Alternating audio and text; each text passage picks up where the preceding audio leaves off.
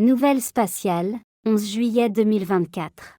Bonjour à nouveau, merci d'être ici avec moi une fois de plus. J'espère que vous allez très bien aujourd'hui. Je suis Marie. Ces informations peuvent être considérées comme de la science-fiction ou comme le préférera le spectateur.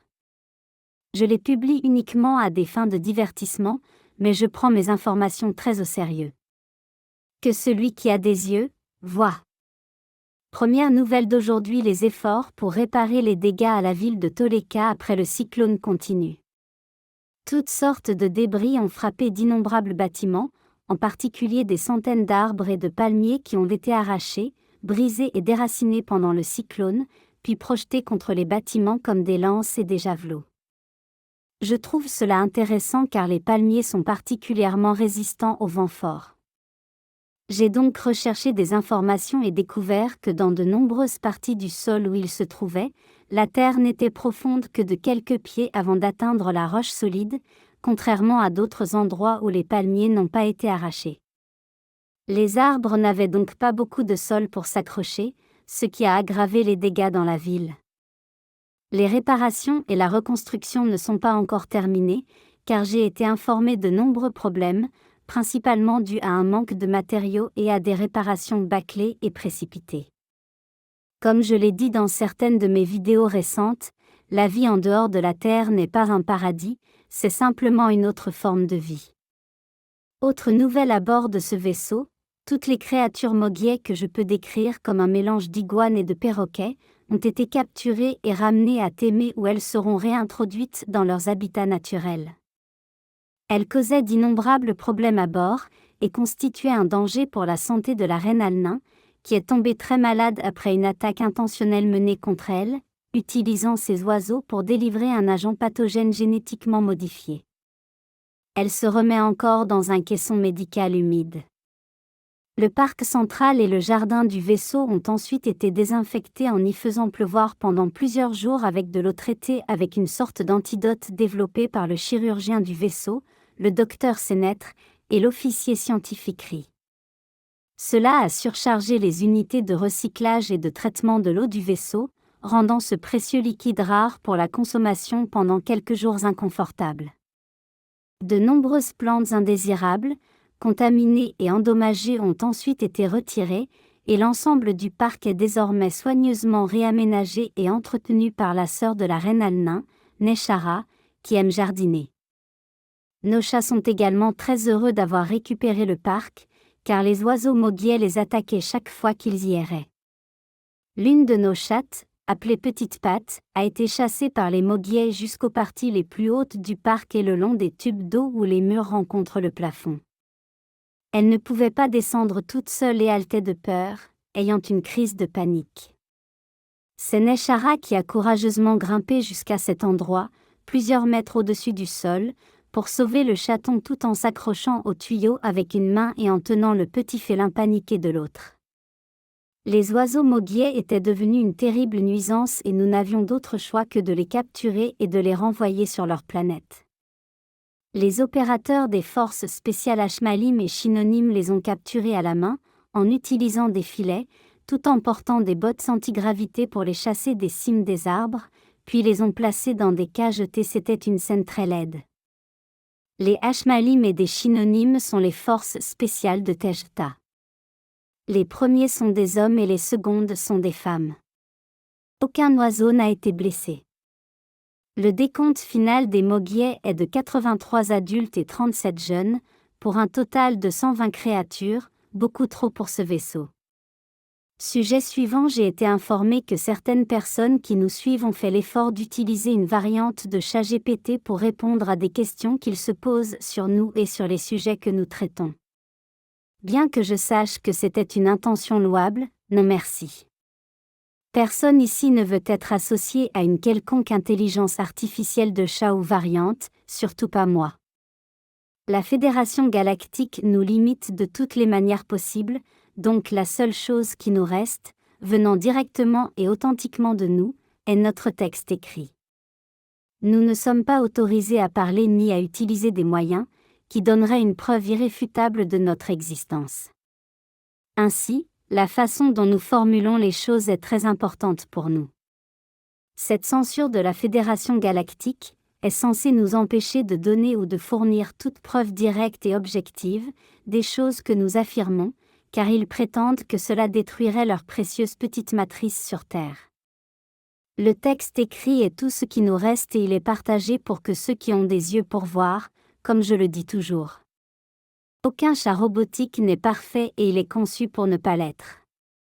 Il serait également un moyen de détruire nos informations, car il propose toujours des résultats et des réponses basées sur les idées et les paramètres de la matrice. Il échoue aussi tout le temps et donne des réponses erronées ou mal formulées, ce qui causera beaucoup de confusion, surtout avec des sujets non humains compliqués. Les gens commenceront à baser leurs idées sur ce que ce chat dit et non sur ce que nous écrivons directement et soigneusement.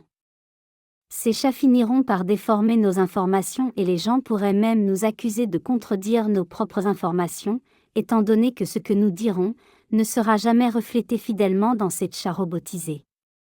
De plus, ces chats s'approprient les informations qui ont été programmées en eux, ce qui peut aussi provoquer des problèmes de droit d'auteur. Je sais que les gens feront ce qu'ils veulent, quoi que je dise, mais voici ma déclaration à ce sujet.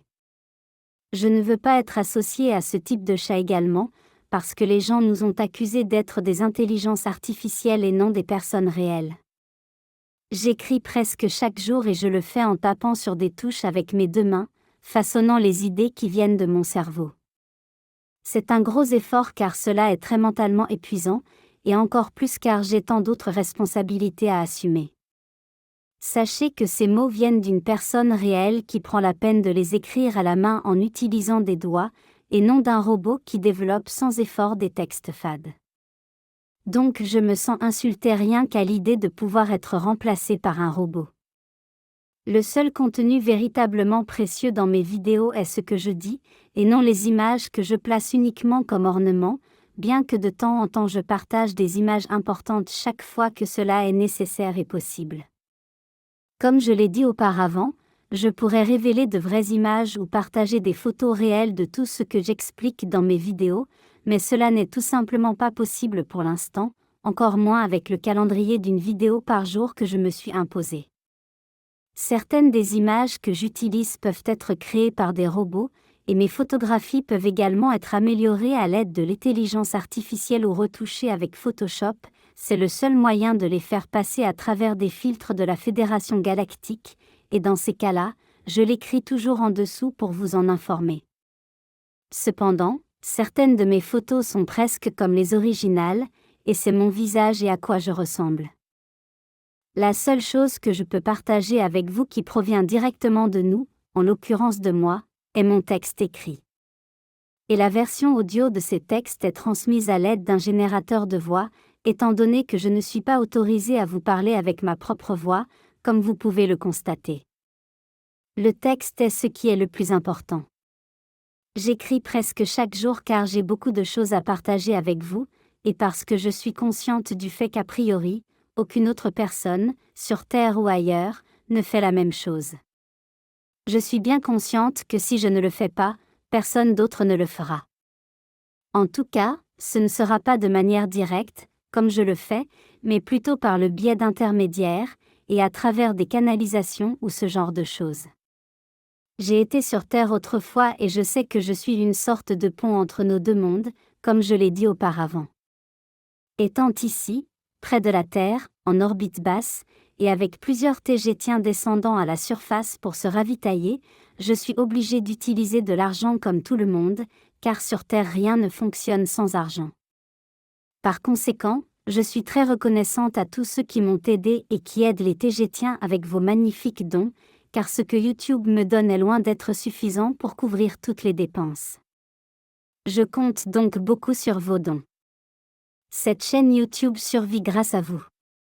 Je n'aime pas mentionner l'argent ici sur ma chaîne, mais comment pourrais-je vous dire toutes ces choses et comment pourrais-je vous remercier pour votre incroyable soutien? Merci beaucoup. Nous envoyons des messages de remerciement à tous ceux qui font un don, mais comme je l'ai dit auparavant, cela est fait à la main et non par un robot, donc soyez patients et gardez à l'esprit que comme cela est fait manuellement, des erreurs peuvent se produire.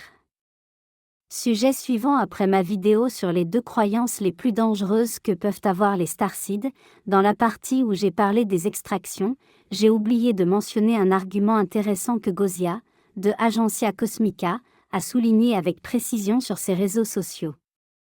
Alors que les gens sur Terre, starseeds et non, veulent être extraits, de nombreuses personnes extraterrestres non humaines, principalement celles ayant une biologie lyrienne, ont une forte tendance à descendre sur Terre en tant que touristes en vacances ou step-down. D'autres y descendent et s'incarnent même sur Terre pour échapper à leur vie et à leurs problèmes d'extraterrestres, ou pour oublier leur traumatisme de vie passée, grâce au puissant voile de l'oubli de cette planète. Au cas où vous vous demanderiez pourquoi je ne parle pas à Gozia de la chaîne Agencia Cosmica, et avec Robert de la chaîne Despejando Enigma, parmi ces multiples chaînes, ma réponse est simple et logique. Je n'ai pas le temps de le faire, car je suis non seulement auto-imposé la tâche de réaliser ces vidéos, mais je dois également m'occuper de mes autres obligations en tant que reine en fonction des Tégétiens, entre autres choses. Mais même avant d'être reine, il n'était pas judicieux pour moi de leur parler autant car ils poseraient logiquement des questions sur mes sujets, et en y répondant, je n'aurais plus de réponses et de sujets pour mes propres vidéos. Je ne veux pas dire que je ne veux pas partager, bien sûr que je le veux, ce que je veux dire, c'est qu'il y a une limite à ce que peut faire un cerveau lyrien et je mets déjà le mien à rude épreuve en écrivant des milliers de mots chaque jour, à réfléchir sans arrêt à mon prochain sujet, à faire des recherches et à devoir décider comment tout exprimer le plus clairement possible. Donc ce serait trop pour moi, tout simplement. Ce sont mes seules raisons, mais je leur suis très reconnaissante pour leur patience et pour être avec nous dans les bons et les mauvais moments, et au fil des années, je leur envoie un grand bonjour et un gros câlin. Robert et Gozia, je vous remercie. Ce sera tout pour aujourd'hui. Comme toujours, merci d'avoir regardé ma vidéo et de l'avoir liké ou aimé, partagé, et de vous être abonné pour en savoir plus. Cela aide énormément cette chaîne à se développer et j'espère vous revoir ici la prochaine fois. Avec beaucoup d'amour votre amie, Marie Soiru.